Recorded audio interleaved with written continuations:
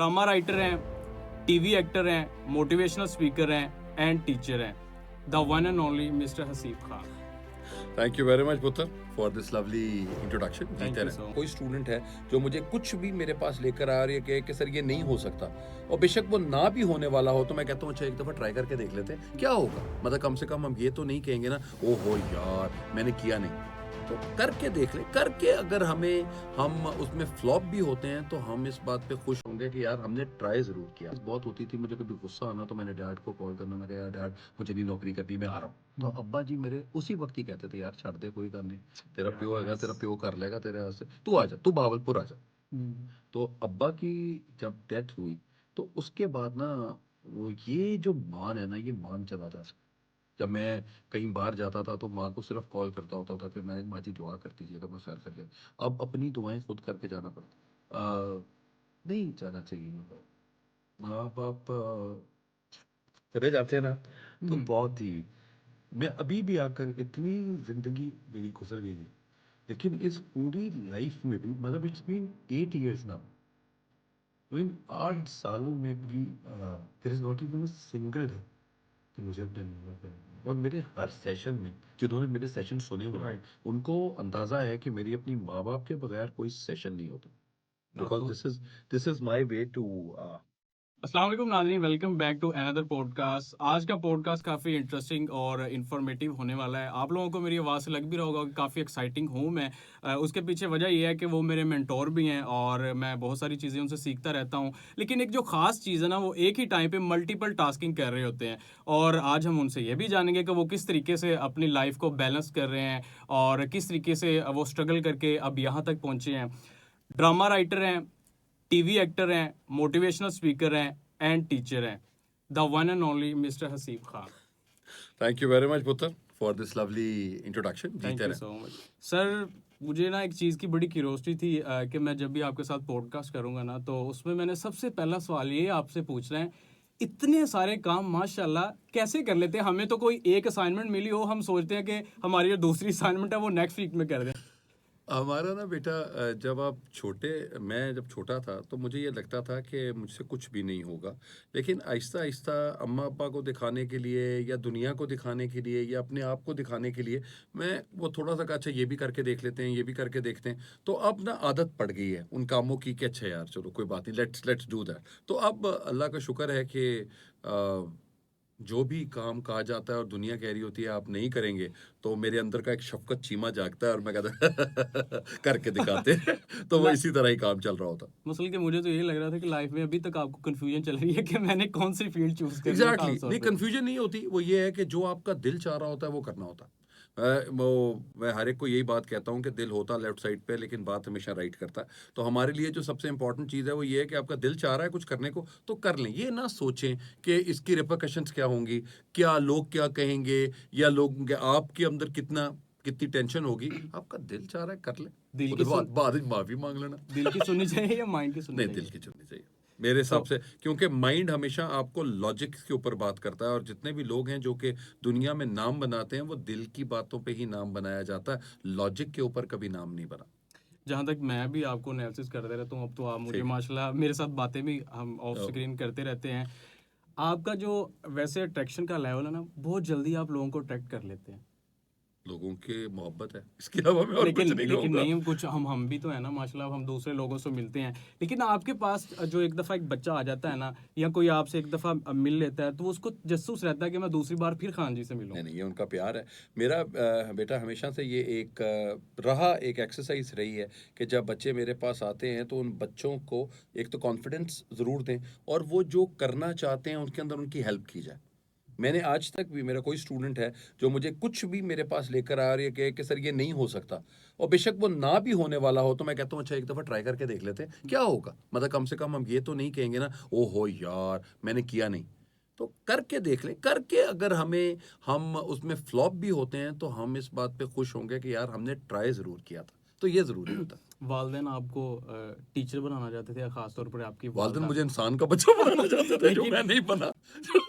लेकिन ये अभी तक आप समझते हैं। जो मेरे साथ जिंदगी में ये, मुझे हर जगह पे एक तो डिसेंसी बड़ा, मेरे अम्मा अब्बा मुझे कहते डिसेंट होके बात किया कर, ठीक बैठा कर ऐसे। अम्मा मुझे, मैं लोगों से, स्टूडेंट्स जब मेरे घर पढ़ने आते होते थे तो मेरी अम्मा ऐसे ही दरवाजे पे सुन रही होती थी तो मुझे कहती थी लोगों से अच्छी बातें किया कर तू। तो मैं कहा माँ जी बच्चों ने कहाँ पे बातें सुननी होती हैं। तो अम्मा कहती होती थी कि नहीं, लोग तेरी बातें सुनते हैं तो इंजॉय करके बात करता है, तुझे समझ आती है तो उनको भी अच्छी बातें बताए। तो मुझे यही लगता है कि अम्मा अब्बा यही चाहते थे कि I should be a person who should just live his living in a way कि जो कि मुझे अच्छी लगती है। तो मैं तो पुलिस में जाना चाहता था, पुलिस में गया भी। मेरी अम्मा ने कहा कि मुझे अच्छी नहीं लगती पुलिस, और मुझे लगता है कि अम्मा को मेरा ज़्यादा पता था, और अम्मा ने कहा कि मैं टीचिंग ही में अच्छा हूँगा। तो अब अल्हम्दुलिल्लाह इट्स बीन तो आप 27 ईयर्स नाउ, 27 साल हो गए मुझे पढ़ाते माशाल्लाह, हुए। तो 27 सालों में क्या इट्स एक्सपीरियंस रहा है, कैसा आपके लिए वो डिसीजन था एक लैदा जॉब छोड़ के वो वाली अच्छा था। टीचिंग में आना? अच्छा था। जब मैंने पुलिस छोड़ी थी तो मेरे फुफ्फियाँ कहती होती थी कि मास्टर ने तो कोई टीवी नहीं देगा। तो हमारे लिए वो यही होता था कि जी लोग अपनी बेटी भी नहीं देंगे इस बात के ऊपर कि जी मास्टर है। लेकिन फिर मुझे लगा कि ये जो प्रोफेशन है, इस प्रोफेशन बहुत अच्छा है, और लोग जो हैं वो बाय फेट टीचर बनते हैं, बाय चॉइस टीचर नहीं बनते। So I am I think it's a blessing from Allah कि मैं बाय चॉइस टीचर बना, और वो बाय चॉइस टीचर बनने से मुझे फ़ायदा ही हुआ कि हर जगह पे आप बच्चों को कोई ना कोई चीज़ सिखा। देखें, एक सब्जेक्ट है जो आपको मिलता है, फॉर एग्जांपल अंग्रेज़ी पढ़ाता हूँ तो अंग्रेज़ी है या फ़िल्म पढ़ा रहा हूँ, इन दोनों में से अच्छा इसका अल्टीरियर मोटिव क्या है कि मेरे 4 महीनों में मैंने अपने बच्चों में क्या चीज़ इनकलकेट करनी है। मैं 2 चीज़ें इनकलकेट बच्चों में ज़रूर करता हूँ। एक तो लव फॉर देमसेल्व्स, उनको अपने आप से प्यार होना चाहिए, बहुत बहुत ज़रूरी। हम दुनिया में प्यार सीख रहे होते हैं कि जिगर वो अच्छा वो अच्छी, अपने आप से प्यार करना सीखें। और दूसरा कॉन्फिडेंस, कि आपके अंदर इतना कॉन्फिडेंस हो कि आप दुनिया के सामने खड़े होकर जो आपका दिल चाह रहा है वो बोल दें। हम हमारा हमेशा जो दिल चाह रहा होता है हम बोल नहीं रहे होते, हम छुप के कर रहे होते हैं। जैसा कि तो आपने अब बात की थी कि आपकी वालदा साहिबा ये कहती थी कि आपकी बातें लोग सुनते हैं। हाँ, अब तो माशाल्लाह आपकी बातें बिक रही हैं। ख़ास तौर पर जिस तरीके से आप मोटिवेशनल स्पीच दे रहे हैं, और आपको हाँ। क्या लगता है कि बातों से लोगों को कायल करना कितना मुश्किल है? नहीं, बातों से कायल नहीं किया जाता। हुँ, एक तो ये है कि बंदों को समझाया नहीं जा सकता। हुँ, आप सिर्फ उनको कहानी सुना सकते हैं, और कहानी उनको ये बताते हैं कि मेरे साथ ज़िंदगी में ऐसा हुआ था, आपके साथ ना हो, इसलिए कम से कम आप ये चीज़ों को देख लें। आपको समझ आनी चाहिए कि हाँ, हम ये करना चाह रहे थे, ये नहीं हो। फॉर एग्ज़ाम्पल लोग ये कहते हैं कि जी हमें हमारा प्यार नहीं मिलता। हुँ, ठीक है, मोस्ट ऑफ द टाइम ये होता है कि जी मेरा पहला प्यार टूट गया या फलां हो गया फलां। तो आई ऑलवेज से कि कोई बात नहीं, आप दोनों में से कोई एक होगा जो बगैरती कर रहा होगा। ठीक है, या वो लड़की होगी या वो लड़का होगा, इन दोनों में से कोई एक बगैरती करता है तो वो रिलेशन नहीं चल रहा हुँ, होता। सिंपल सी बात है। तो अगर वो रिलेशन नहीं चल रहा तो इसका मतलब है आप किसी और के लिए बने हुए हैं। Find that person. राइट। तो आपको कोई ना कोई, वो कहते हैं people come in your life for a reason, for a season and a lifetime. तो रीजन और सीजन वाला अगर बगैरत आ गया तो लाइफ टाइम वाला भी बेचारा इधर उधर ही कहीं खज्जल हो रहा होगा। उन्होंने देखो, उन्होंने जाके पता करो कि किधर है गया वो भाई, मिल जाएगा। जिस तरीके से अब हम बातें भी कर रहे हैं, काफ़ी जॉली टाइप आपको सर लग रहे होंगे। हमें तो पता है सर के बारे में, लेकिन सर जो भी करैक्टर आपको ड्रामे में दिए जाते हैं, जिस तरीके से रांझा रांझा कर दी में हाजी साहब का करैक्टर आपको दिया गया है, ये क्या सीन है? आप बाय चॉइस लेते हैं या आपको वो यानी कि नहीं, करैक्टर वो आपको डाल देते हैं कि मैंने आपने मुझे ये कैरेक्टर करैक्टर प्ले करना नहीं है? नहीं कैरेक्टर नहीं डाला गया। वो काशिफ भाई को लगता था कि मेरे अंदर एक बगैरत हाजी है। तो उन्होंने कहा कि कोई बात नहीं, कोई बात नहीं, इसी तरह ही चलना चाहिए, देख लेते हैं। मैंने पूछा काशिफ भाई से एक दिन, मैंने कहा काशिफ भाई आपके ज़हन में ये कैसे आया? कि मैं कहते नहीं मैंने आपको देखा तो मुझे लगा कि नहीं इसमें कहीं न कहीं बगैरती है, इस चेहरे के पीछे है। और वो बड़ा मज़ा आता था कि जब हम इकरा के साथ हुँ, सीन्स थे तो वो बड़ी हम बड़े मज़ा कर रहे होते थे बिहाइंड द सीन। लेकिन वो कहती थी हसीब भाई जब हाजी साहब के कैरेक्टर के अंदर आप आते हैं तो मुझे आपसे डर लगने लग जाता है। अरे यार, ऐसा मतलब ही। रियलिस्टिक वाला ही वो आपको करैक्टर मिला लेकिन हाँ, है। लेकिन मुझे लगा कि मैं अपनी ज़िंदगी में जितना खुश रहता हूँ और जो माशाल्लाह। जितना मैं लोगों को फैसिलिटेट कर रहा होता हूँ, टीवी में वो चीज़ें ज़रा डिफरेंट ही होनी चाहिए। तो वो अच्छा है। नेगेटिव कैरेक्टर आप सारी अपनी ज़िंदगी में नहीं देखते। आपको अच्छा ही हर एक को गुडी-गुडी नज़र आ रहा होता है। तो आई थिंक कि वो वाले कैरेक्टर का बहुत मज़ा आया, और अब तक का मेरा फ़ेवरेट कैरेक्टर वो हाजी साहब का ही है। आप ड्रामे काफ़ी अब तो कर रहे हैं माशाल्लाह, अब तो आप अल्हम्दुलिल्लाह। पीक पे हैं और पब्लिक सर्विस में से भी दे रहे होते हैं हाँ, आप, हर तो अब जगह। माशाल्लाह हमने काफ़ी एड्स में भी आपको देखा है। और ख़ास तौर पर आपको क्या लगता है कि सर अब जो ड्रामा इंडस्ट्री है हमारी, वो किस तरीके से लोगों पर इफेक्ट डाल रही है? यार बहुत अच्छा है। ड्रामाज हमारे बहुत मैसेज ओरिएंटेड भी हैं, बहुत अच्छे भी जा रहे हैं। और किसी न किसी कहानी, वो कहते हैं ड्रामा जो है वो रिफ्लेक्शन होता है आपकी सोसाइटी की। तो हमें अगर जो सोसाइटी में जो कुछ हो रहा है हम वही दिखा रहे हैं, तो इट्स क्वाइट गुड। मैं अभी एक पॉडकास्ट देख रहा था इंडियन एक्टर्स की, जो टीवी के और फिल्म के एक्टर्स थे। वो पाकिस्तानी ड्रामों के बारे में बात कर रहे थे और उन्होंने कहा कि जिस तरह की कहानियाँ और जिस तरह का कैरेक्टर पाकिस्तानी ड्रामों में निट होता है, वो शायद इंडियन ड्रामों में या इंडियन फिल्मों में नहीं आ रहा। हुँ। वो कह रहे थे कि जी हमें हम तो सोच रहे हैं कि हमें इस तरह का कोई कैरेक्टर मिले जिसकी छोटी-छोटी डिटेलिंग के साथ हम काम कर रहे हों। तो हैट्स ऑफ पाकिस्तानी डायरेक्टर्स और पाकिस्तानी एक्टर्स का, जो माशाल्लाह इतनी डिटेलिंग के साथ काम कर रहे हैं and they are making the world proud. Nadia ने भी अभी पिछले दिनों बात की, नादिया अफ़ग़ान ने, कि सोशल मीडिया के ऊपर जितने लोग हैं जो उर्दू को जान सकते हैं, तो उनकी वजह से इंडिया में भी और बांग्लादेश में भी बहुत से लोग हैं जहाँ पे हमारी फ़ैन फॉलोइंग एज़ एक्टर्स बढ़ चुकी है। तो ये तो ड्रामा इंडस्ट्री तो काफ़ी अब तो पहले से ही बूस्ट कर रही थी, अब तो ज़ाहिर बात है एंटरटेन लोगों को बहुत कर ज़्यादा दिया। कर रहे हैं। लेकिन यहाँ पे ना एक जो लेग पुलिंग की जाती है ना, वो ड्रेसिंग के हवाले से थोड़ी सी की जाती है ड्रामास देख के लोगों के बेटा लिए ना। हाँ होता है, एक ड्रेसिंग के ऊपर है और दूसरा मेकअप की बात हुँ। है। कि अगर एक लड़की सो के उठी है तो फुल मेकअप के साथ झिन हाँ, करके उठ के और नॉर्मली ऐसे हाँ। घरों में नहीं नहीं होता। नहीं, वो नॉर्मली ये कह रही होंगी ना कि मेरे हस्बैंड कहते हैं कि तुम जैसी हो मुझे वैसी ही नजर आनी चाहिए हो, कोई मेकअप उतारने की जरूरत नहीं है, मैं इसी तरह ही ठीक। वो वाली वो अच्छी लाइन चल रही है एक सबा फैसल की, कि वो मेरे पीछे हाथ धोड़ के पड़ा हुआ है, तो वो कहते हैं तुम मुंह धो के उसके पीछे पड़ो, वो तुम्हारे से हाथ से निकल जाएगा। तो मुंह धोना शायद खवातीन को जरा थोड़ा सा मुश्किल लगता है, तो मेकअप हुआ होता है। मुझे लगता है कि थोड़ी सी हमें जो रियलिज्म है वो हुँ, ड्रामे के अंदर लेकर आनी चाहिए। अभी जिस तरह काबली पुलाव हमने एक हुँ, ड्रामा हुँ, किया था, काबली पुलाव में भी सबीना का हुँ। जो सबीन फारूक का जो कैरेक्टर था उसमें कोई मेकअप नहीं था। अभी उन्होंने दोबारा मनजोगी किया, तो मनजोगी में भी काशिफ भाई ने उनको कहा कि कोई मेकअप नहीं।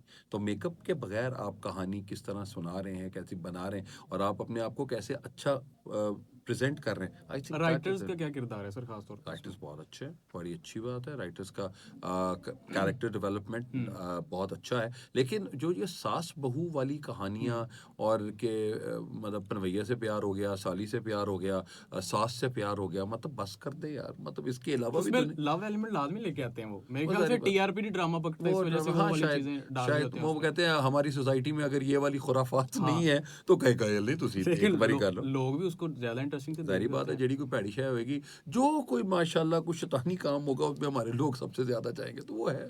पाकिस्तानी अवाम को वैसे भी जो चीज़ें हाइप पे लेके जाने में उनसे सबसे ज़्यादा प्यार ही है। हाँ, प्यार यूनिवर्सल। ही, और सारी ज़िंदगी में माशाल्लाह माशाल्लाह प्यार ही नहीं मिलता लोगों को, वो बाकी सब कुछ मिल जाता है, प्यार ही नहीं मिल, और हमें खुद भी समझ नहीं आती कि हम किस चीज़ को प्यार कहते हैं, हुँ, ठीक है? प्यार आपका फ़िज़िकल अट्रैक्शन है, प्यार आपका किसी के बगैर न रहना है, प्यार क्या है? हुँ। आप इन सब चीज़ों पे आपको ये समझ ही नहीं आ रही, बच्चों को ये आजकल पता ही नहीं लगता कि मुझे प्यार किससे है?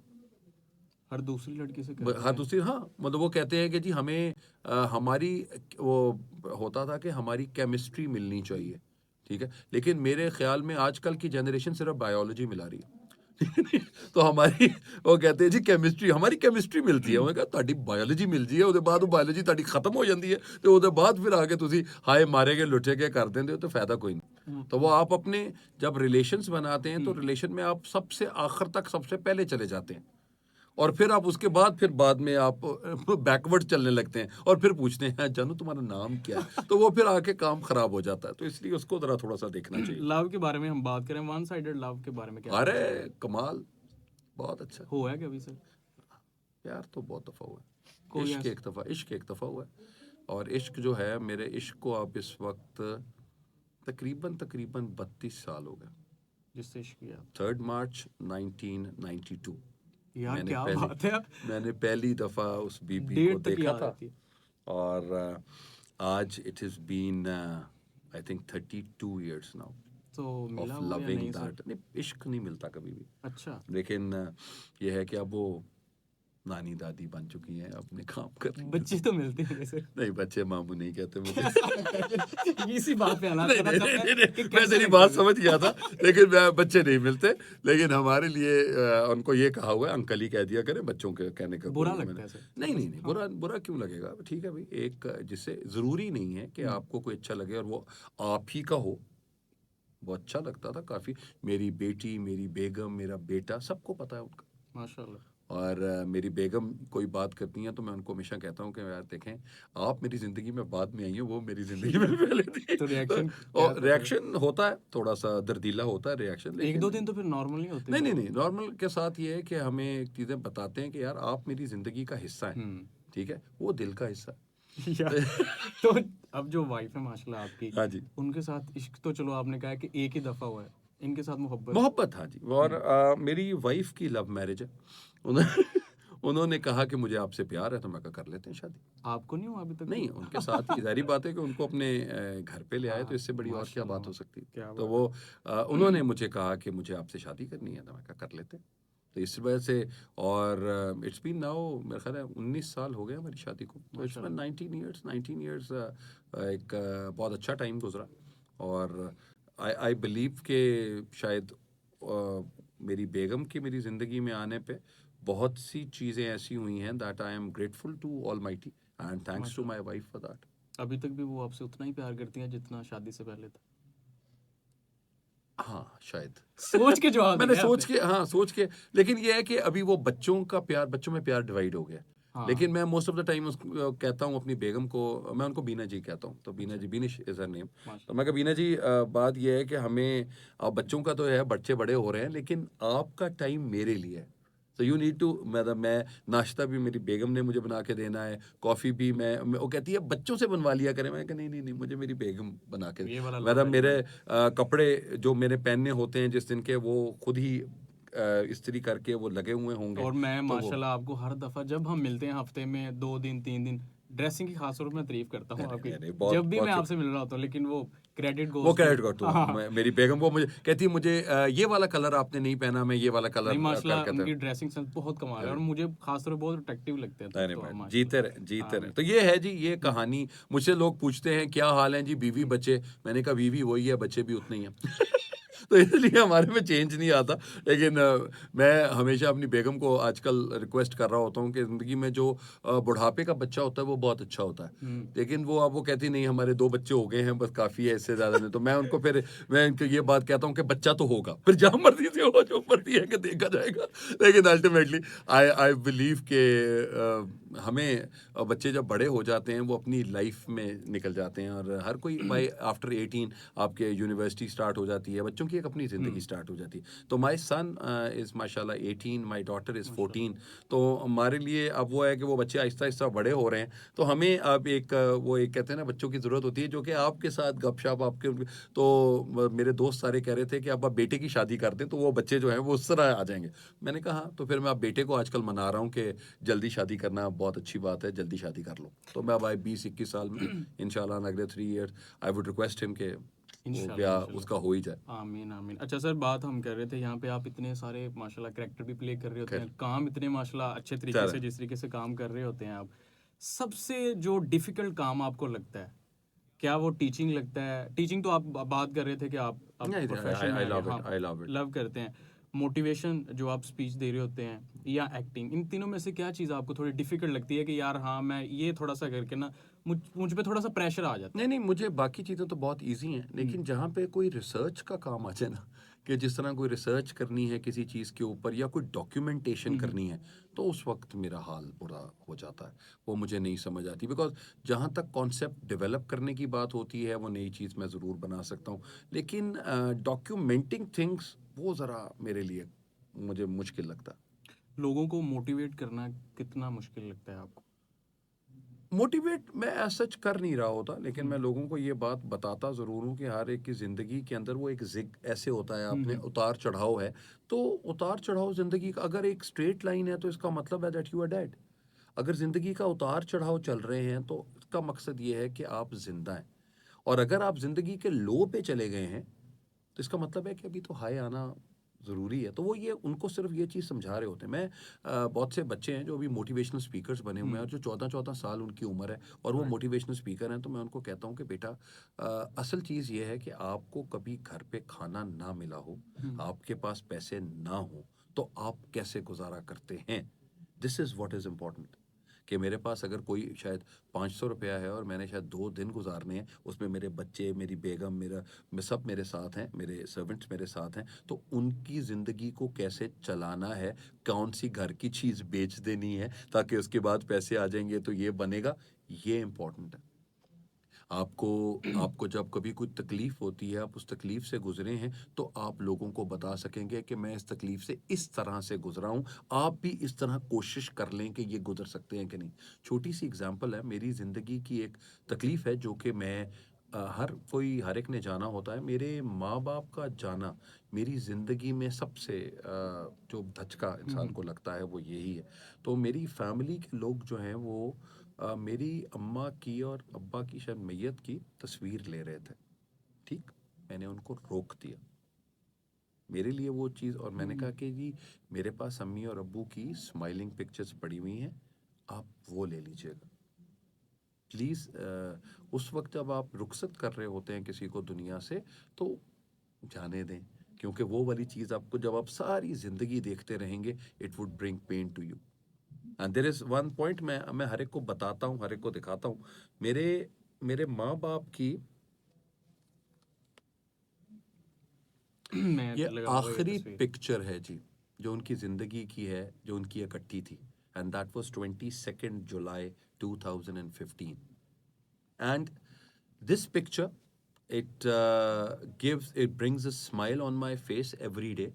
मैं सुबह इनको सलाम करके, माशाल्लाह। इनके लिए दुआ करके इंसान में निकलता है और जब भी कहीं मैं ये तस्वीर खोलूँगा या कहीं बैठा होऊँगा तो अम्मा अब्बा के लिए दुआ हो जाती है। आमीन और आमीन। यही अगर कोई आप उनकी कोई सैड सी पिक्चर लगा के होंगे तो मेरा दिल भी उसी तरह ही सैड हो जाएगा। तो मुझे लगता है कि हमें थोड़ा-सा दुनिया को ज़रा एक डिफरेंट पर्सपेक्टिव से देखना ज़रूरी है। आपने एक बात की है कि अम्मा अब्बा के जाने के बाद क्या डिफिकल्टीज फिर आपको फेस करनी पड़ी सर, यार सोसाइटी में रहने के लिए कभी-कभी ना खास तौर पर। आपको कभी नौकरी में कुछ परेशानी होती है, कोई आपको कुछ कह देता है, तो आप ना ठक करके कहते ने कि यार मैं अपने प्यो नू लैके आना, मैं प्यो नू दस देंगा अपने। तो मेरे लिए वो चीज़ बहुत होती थी, मुझे कभी गुस्सा आना तो मैंने डैड को कॉल करना, मैं कहा यार डैड मुझे नहीं नौकरी करनी, मैं आ रहा हूँ। तो अब्बा जी मेरे उसी वक्त ही कहते थे यार छੱਡ दे कोई गल नहीं, तेरा यार प्यो हैगा, नाइस। तेरा प्यो कर लेगा तेरे वास्ते, तू आ जा, तू बहावलपुर आ जा। हम्म। तो अब्बा की जब डेथ हुई तो उसके बाद ना वो ये जो मान है ना ये मान चला जाता। जब मैं कहीं बाहर जाता था तो माँ को सिर्फ कॉल करता होता था कि मैं माँ जी दुआ कर दीजिएगा मैं खैर खैरियत। अब अपनी दुआएं खुद करके जाना पड़ता। तो वो डिफिकल्टीज लाइफ बहुत है। चीज़ें ऐसी हैं और आपको ना ज़िंदगी में कभी कभी लगता है कि यार नहीं जाना चाहिए माँ बाप को। माँ बाप चले जाते हैं ना तो बहुत ही मैं अभी भी आकर इतनी ज़िंदगी मेरी गुजर गई है, लेकिन इस पूरी लाइफ में भी मतलब इट्स बीन 8 years नाउ। तो इन 8 सालों में भी there is not even a single day कि मुझे अपने माँ बाप याद ना आए। और मेरे हर सेशन में जिन्होंने मेरे सेशन सुने हुए हैं राइट। उनको अंदाज़ा है कि मेरी अपनी माँ बाप के बगैर कोई सेशन नहीं होता। और बिकॉज तो this is my way to love my parents. ये उनके लिए भी ब्लेसिंग है कि उनका माशाल्लाह इतना अच्छा बेटा। अब हम बातें कर रहे थे कि थोड़ी सी यार डिस्कशन थोड़ी वो सीरियस वाली ऐसे ही साइड पे वो चली गई अभी है। मैं इसको हाँ। एक आपको मजाक की इसमें बात बताऊं मैंने ना ये एक अ, चीज मैं यहाँ पे ऐड करना चाहूंगा।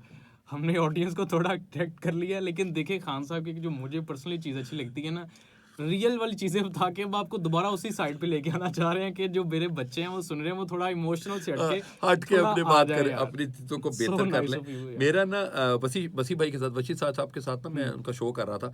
तो वसी भाई को मैंने एक बात कही, मैंने कहा यार प्लीज़ मेरे अम्मा अब्बा के बारे में बात ना कीजिएगा, I am very much emotional, मैं रोने लग जाऊंगा। लेकिन अल्लाह ज़िंदगी दे वसी भाई को, वसी भाई बात करते रहे। उन्होंने स्टार्टिंग वहां से किया होगा फिर। और अल्टीमेटली अल्टीमेटली मेरे रोना निकला। मैं कहता वसी भाई अब आके प्रोग्राम शुरू कर दें, क्योंकि अब मैं वो रो चुका हूँ वेंटिलेटेड, तो मेरे लिए वो चीज़ें डिफरेंट हो खास तौर जाती पे यहाँ पे जितने भी लोग मेरे साथ बैठे हुए हैं ना बैक द कैमरा, सबकी लिटरली सबकी आंखों में नहीं आंसू आ तो चुके थे। हमारे लिए लेकिन मैं सबको ना एक एक चीज़ सबको बताता हूँ तो अपने ऑडियंस को कि अम्मा अब्बा से हमें बहुत होते हैं हमारी, हम नई बातें सुन रहे होते हैं, नहीं मान रहे होते हैं, नहीं समझ आ रही होती, लेकिन बिलीव यू मी वही एक ऐसा रिश्ता है जो आपको ज़िंदगी में आप कुछ भी कर रहा हो तो फिर भी आप से प्यार ही की बात होती है। और वो मुझे हमारे बुजुर्ग हमेशा कहते होते थे कि जब भी ज़िंदगी में परेशानी होती है तो अगर अम्मा अब्बा हयात हैं तो उनके पास चले जाओ, अगर अल्लाह के पास चले गए हैं तो उनकी कब्र पे चले जाओ, ताकि जाकर अपना मसला बता दें। और वो कहते हैं अम्मा जी ये हुआ वो हुआ, तो वो अल्लाह मियाँ से खुद बात कर लेंगे, अल्लाह मियाँ से खुद करके वो मसलों का हल निकल आता है। दैट्स व्हाट माय बिलीफ है। लेकिन इस जनरेशन में मेरे ख्याल से ना बहुत सारे लोगों का सर बच्चों का पता नहीं है वो किस डायरेक्शन में जा रहे हैं, जो बिलीफ सिस्टम है ना वालिदैन पे बहुत कम हो बहुत चुका है, कम। अब आप भी देख रहे होंगे। तो अब वो अगर किसी चीज़ से रोक रहे हैं ना तो वो हमारी बेहतरी के लिए ही रोक रहे हैं, लेकिन अनफॉर्चुनेटली हम उस चीज़ को फॉलो नहीं करते और फिर जो ज़िंदगी में हमें मुश्किलात का सामना करना पड़ता है वो तो आपके सामने है। वो बड़ा तो मज़ेदार एक आइडिया था कि मैं अपने बेटे को, हम अपनी ख्वाहिशें बता रहे थे कि मेरे बच्चे को ना, कि यार तुम, मेरा एक ही एक बेटा है तो मेरा बेटे को ये भी करना चाहिए, ये भी करना चाहिए, ये भी करना चाहिए। तो अच्छा ताबेदार बच्चा है मेरा, तो उसने कहा कि ठीक है पापा मैं कोशिश करूँगा। उसके 5 मिनट के बाद वो दोबारा उसने मेरा कमरा नॉक किया, उसने कहा यार पापा वो आपसे एक बात करनी है। उन्होंने कहा बाबा आपने जितनी ये बातें की हैं मैं अकेला नहीं कर सकता, एक बच्चा और पैदा कर लें। नाइस। तो हमारे लिए, तो मैंने कहा कि ये मैं अपने अब्बा जी को कह रहा होता तो मेरे चपेड़ा पै रही होते हैं। ऐसे मेरे बेटे ने माशाल्लाह बहुत लॉजिकली मुझे बताया कि ये एक बेटे का काम नहीं है, कोई और बच्चा करे तो लेकिन उससे उस कराएं। लेकिन यहाँ पे एक बात मैं सिंसियर था आपके साथ, इस हाँ, वजह से उसने उसने आके उसने ऑन मुझे द स्पॉट कह उसने मुझे दिया। आके कह दिया कि उसको आप मेरे बात से इतने ख्वाब ना मेरे साथ लगाएं, मैं ठीक हूँ, जो भी कर रहा हूँ वो ओके है। तो ये थे हसीब खान साहब जिन्होंने बहुत सारी बातें की। कोई लास्ट पे सर आप पैगाम देना चाहें यंग जनरेशन को? मेरा जी पैगाम बेटा आप सबके लिए एक ही है कि जो दिल चाहता है वो करना चाहिए। प्लीज किसी की खातिर अपने ख्वाब को तोड़ना नहीं चाहिए। आपका जो ख्वाब है उसको लोगों को डिस्क्राइब करना चाहिए, बताना चाहिए, कम्युनिकेट करना चाहिए। This is what I want to be. लोग अगर आपके ख्वाब पे हंस रहे हैं तो इसका मतलब है कि बहुत बड़ा ख्वाब है। तो इसलिए प्लीज मेक श्योर कि अपने ख्वाब ऐसे होने चाहिए कि लोग हंसें और वो अपने दिल में कहें ਇਹਦੇ ਕੋਲੋਂ नहीं होना, तो ਤੁਸੀਂ अंदरों कहो कि लेट्स सी।